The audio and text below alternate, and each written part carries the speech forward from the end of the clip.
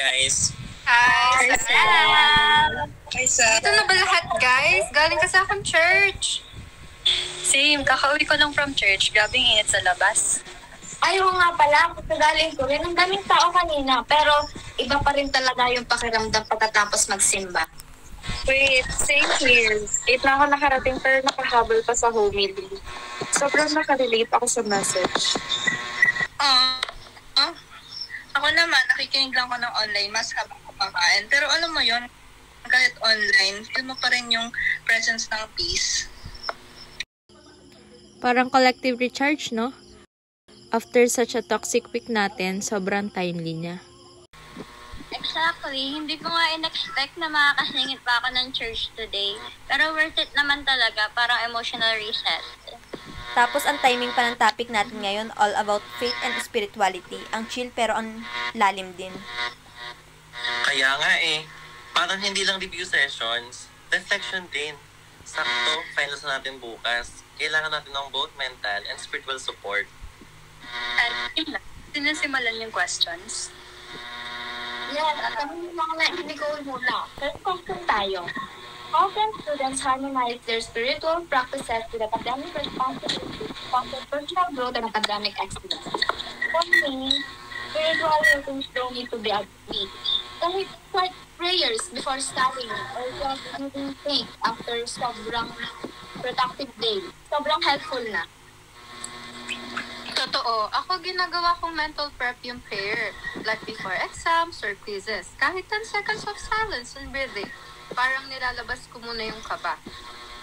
And it keeps you grounded din. Parang reminder na grades aren't everything. And we're learning not just for ourselves, but to grow and serve others. I love that. Minsan kasi nakakalimutan natin na ang ating self-worth is not equivalent with our academic performances.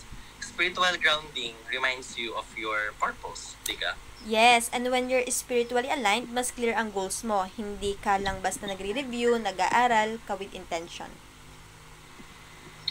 It also helps din pag burnout ka. Minsan, spiritual pause lang pala yung kailangan mo. Hindi lang yung puro tulog at kape. Super agree. That balance between discipline and faith really strengthens character. Hindi lang matino as a student, pero as a person. And let's be honest, life gets overwhelming, but when you include your spiritual life, even in little ways, it helps you keep going. Guys, ang ganda ng insights nyo. Parang alalim bigla na study session natin, ha? I love it. Thank you. Okay, last question. Sorry, Shayna and Sophia, kayo na. Okay, for our next question. As a future registered nurses, do you believe that certain medical conditions can be healed by faith healers? Ako kasi personally, I believe faith can play a big role in healing, but not on its own. It's more of a complement to science, but not a substitute. True. May mga pasyente talaga kasi na lumalakas or nagiging strong-willed sila just because they believe that they're being prayed for. But we should also still educate them about sa proper treatment. Yes, faith healing gives emotional and spiritual strength. Pero bilang future RNs, our responsibility is to provide evidence-based care while still being respectful to beliefs.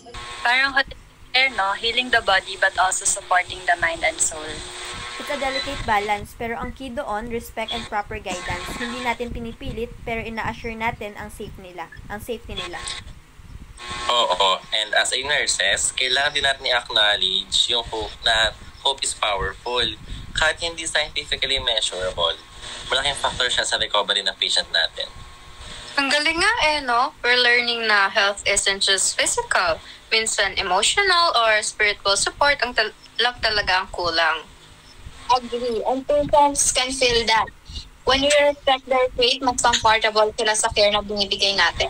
That was a good one. Okay na, last na. Heart, Hannah, and Sai. So, in this modern and technologically advanced era, what are your key takeaways regarding the effectiveness of religion and religious practices? So, I think religion is still very relevant. Technology may have advanced, but it didn't replace our need for hope, meaning, and connection. Agree. Actually, with all of our noises, social pressure, and fast-paced life, mas kailangan pa nga natin ng stillness and religion provide that. Pause. And the value it teaches, it's still timeless talaga, no? Your respect, honesty, passion, yan pa rin yung guide natin kahit AI na yung kalaban. Tama. And religion gives structure, lalo na kapag everything feels uncertain. Faith gives direction, sense of purpose. Totoo. I think it adapts. Like before, faith was practiced traditionally. Now, we pray through podcasts, attend online mass, at iba lang ang form pero same essence. Ikaw, Sheena, anong masasay mo sa question 3 natin? So, John, and let's not forget sa community since religious practices nga creates a sense of belonging. And that's something na hindi kayang ma-replace ng technology natin ngayon. Yes. And kahit sobrang advanced na ng mundo, people still seek spiritual grounding. That says a lot about how deep-rooted religion is. Sobrang insightful, grabe. It's comforting to know na kahit ano pang pagbabago, may mga bagay pa rin constant like faith. And religion isn't anti-progress. Pwede silang magsabay as long as both are used to uplift people. They can work hand in hand. Grabe, I feel like nakapag-retreat na rin ako habang nag-review. Sana ganito lahat lagi ng busy, no? Hindi lang puro deadlines. So, okay guys, break muna ba or next reviewer na?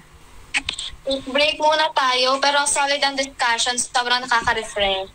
Agree! O siya guys, bye-bye na muna. Bye! Bye-bye! Put the voice on.